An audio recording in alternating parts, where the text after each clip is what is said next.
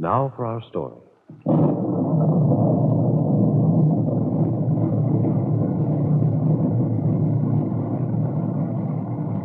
The storm continued unabated. To Aunt Mary Lane, it seemed an outward manifestation of the emotional storm, the turmoil that had been set loose tonight by Bill Meade's talk with her niece, Peggy Douglas. Peggy had been so sure, not only of what Bill was going to tell her, but of what her answer would be. She had built an imaginary world on a premise she now knew to be false. Aunt Mary had warned Peggy against making any hasty conclusions, but Peggy hadn't listened. Now Mary Lane was confronted with the young girl's complete and utter disillusionment. Having mostly herself to blame, Peggy had taken refuge in a defiant bitterness that frightened her aunt. How could she help her now? How could she induce Peggy to want to help herself? These were Aunt Mary's thoughts as she sat in the parlor after her niece had gone. Upstairs, Peggy stood at the window of her room, looking out into the endless dark beyond. Her mind was a confused welter of anger, agony, and despair.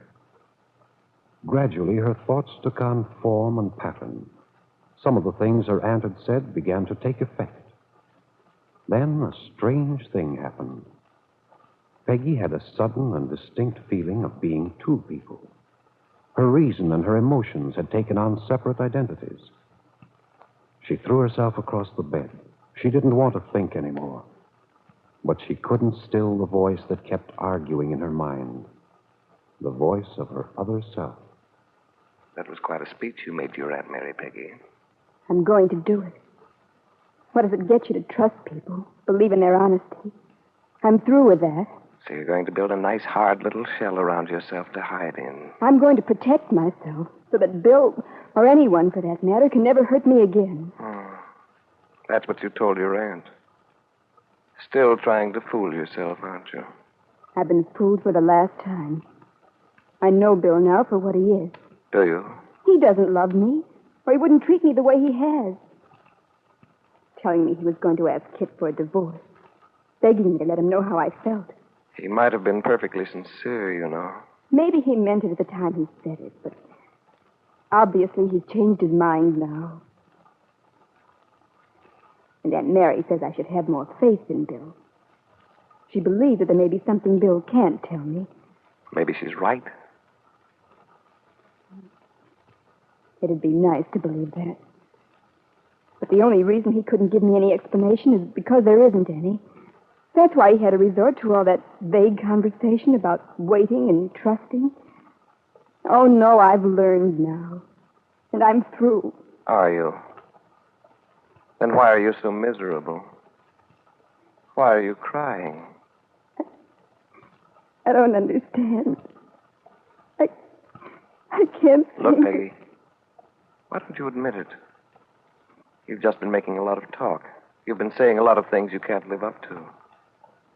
You love Bill, you know. And I think you always will. I don't want to. It's so useless. How do you know? Suppose your Aunt Mary's right. Suppose there's some complication in Bill's life, something he isn't free to talk to you about. What have you got to lose by believing him? Why don't you try doing what he suggested, being patient for a little while, trusting him? I can't go through that. I just can't do it again. And if Bill has some problem, if there's something that... Well, I don't see why he couldn't tell me. Hasn't it ever occurred to you that he might tell you if you used a little persuasion? Why don't you give yourself a chance, Peggy, to find out the truth about Bill? Find out what he really wants. Why should I? He doesn't even know himself what he wants. Oh, don't be such a soft little fool. Don't forget, Bill is married to Kit. She has the advantage of you there.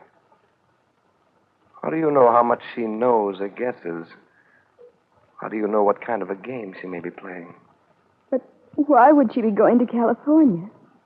Bill didn't answer that question, did he, when you asked him? Don't you see? That may have something to do with all this. But you know Kit. If she had any idea of the way Bill feels, she undoubtedly has something up her sleeve. How do I know that Bill feels anything for me? Find out. What are you going to do? Stay locked up in your room, mooning away? You know what you want. You want Bill. But you aren't willing to give him any help. I know, but there's nothing I can do now. Isn't there? Why don't you get smart? Why don't you take a leaf from Kitt's book? Go after what you want. What do you have to lose? I couldn't. Why not? What did pride and virtue get you before? It lost you Bill. Why don't you try following your impulses? It wouldn't be right If you and Bill saw each other? What would be wrong about it? Kit's going to be out of town.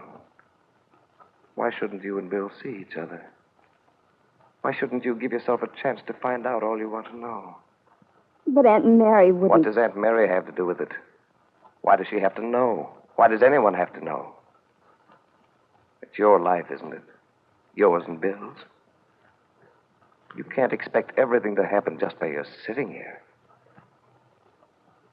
Bill won't have gotten back to town yet. You take the car out.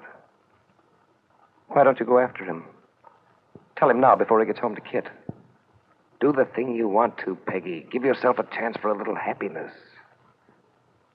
Kitt's going to be out of town. Make the most of it. Go on, Peggy. Go after him. Slowly, Peggy got up off the bed, walked over to the closet, took her coat from its hanger. But she didn't put it on. She stood there in the center of the room, undecided.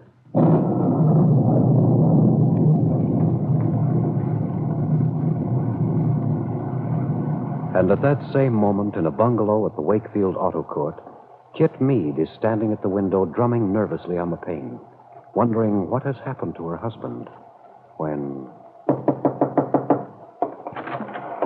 Why, Dad. What a night. What a storm. Yes. Here, let me take your things. Yeah, thanks. Where's Bill? I don't know. He should have been home from camp an hour ago. I suppose he's marooned someplace because of the storm. Maybe he sought shelter at the Lane farm. Why the devil do you say something like that? That's what I'm here to talk about. Jessie tells me she's reserved space for you. That you'll be leaving for the West next week. That's right. I don't care how often you tell me that it's just a vacation. I know perfectly well, Kit, there's some other reason for this trip. I don't know why you're so insistent on that. I just know, that's all. And I've noticed a difference in your attitude towards me. Oh, don't be silly. We had gotten to be so frank with each other. You used to confide in me. What's happened? Nothing. Nothing at all. Is it because of what I told you the other day, Kit? All that business about your mother's family, and has that upset you? It's made me very bitter that you didn't tell me before. But you can understand, can't you, honey, that I wanted to protect you. That I didn't want you to worry. You've done a fine job of protecting me. To be told at this late date, after I'm married, that I shouldn't have any children. Is that why you're going away? No, that's not why. Why should I want to leave town because of the inherited possibility of abnormalities in the Bowman family? I don't know. I'm just trying to find out. Well, it isn't that. Then it is something. I didn't say so. I think I know what it is. Oh, you do? Yes. I think there's some trouble between you and Bill. And I think that Peggy Douglas may be the cause of it. You have it all worked out, haven't you? Well, I know that's how Wakefield's going to work it out. Oh. Now we're getting down to your basic concerns. Kit, I've never admitted this before, but this town doesn't like me. People are envious, that's why. And I'm not going to have you give them any satisfaction, give them anything to talk about. Well, if you're worried about your pride, Father, I can assure you that it would suffer a great deal more if I stayed.